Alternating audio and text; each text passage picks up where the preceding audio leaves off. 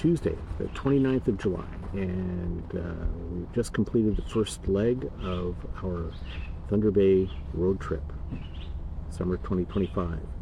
So, first leg from home to Sturgeon Bay. And this is a park we have day use visited once before, and we thought this would be a good spot to do a kind of a quick overnight stop on the way somewhere further north. And having actually done that now, here we are. Here we are, and yes, assessment confirmed. So the park is a good chunk north of Parry Sound, so well on the way to Sudbury. That's pretty good. So not too far to go in one trip, and campsites are what they are, which is small, close together. I mean, there's trees around, but privacy not great. Yeah, it is what it is. But you can get in and out quickly, and there is a nice beach. Yeah, you had a nice swim this morning. I had a swim this morning. And that seemed very pleasant. Water was warm. And the neighbors are noisy, as you can hear.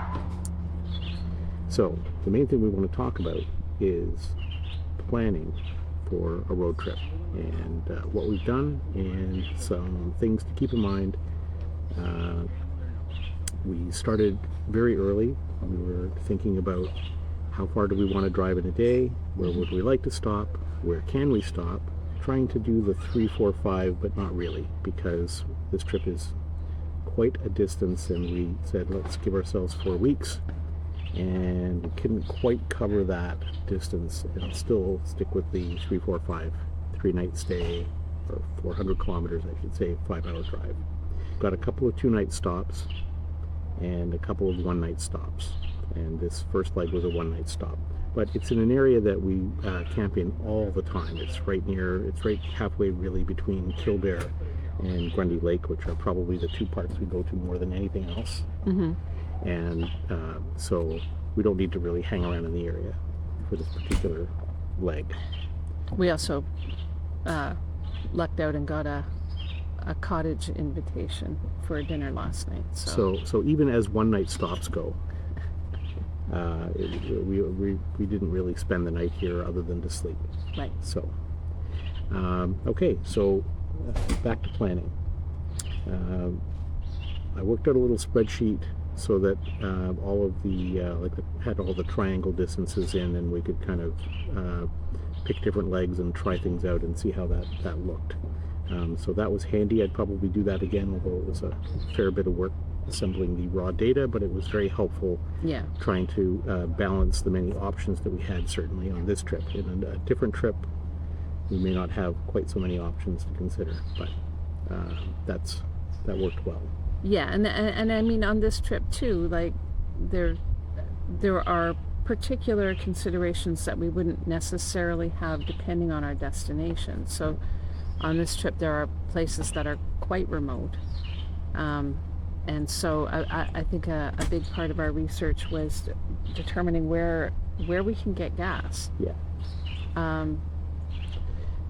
And then similar to that, as I was planning food, determining where we can get groceries, because this fly really wants to be on my face. Really annoying fly.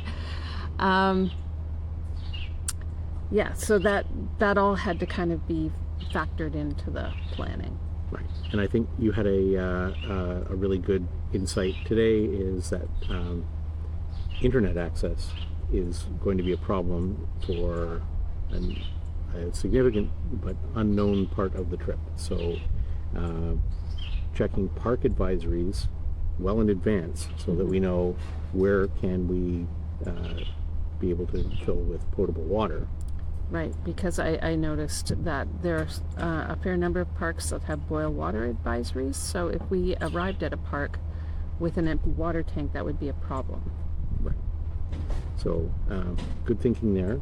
There's some other things that we did in terms of our pack out, so some of the tools and things that we wouldn't necessarily carry with us on a one-stop, one-week trip, like the torque wrench. Brought the Bow Shield T9 because lubricating things up before we go might not be enough. We might have to reapply as we're out for so long. So extra things on the camping pack-out list. Right. You really had to change the way you planned for meals. Yeah, so, there's a lot more staple items to pack, we'll see.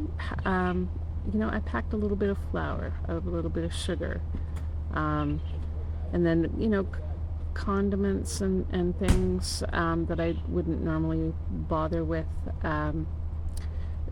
just because you can only bring so much food, and then you're making it up as you go along, and you don't want to have to buy like big containers of something for one meal. So we'll see how it goes. Let's talk about doing the overnighter stop at Sturgeon Bay. How that is a thing I think we would do again. I mean, you don't want to be staying here long enough that you want to dump. The dump station is in a weird spot. The fill station is in a weird spot. It's a funny little park, but it is quite easy to get in and out of. Like if we were to continue on to Grundy, it'd be a whole other thing just driving through Grundy to get to where you would camp. So Yeah. it's because it's such a small park and it's right on the road. Yeah. But it's a small side road, not Not right on the 69. highway. Yeah. So good spot to stop, and we'll see how the plan unfolds.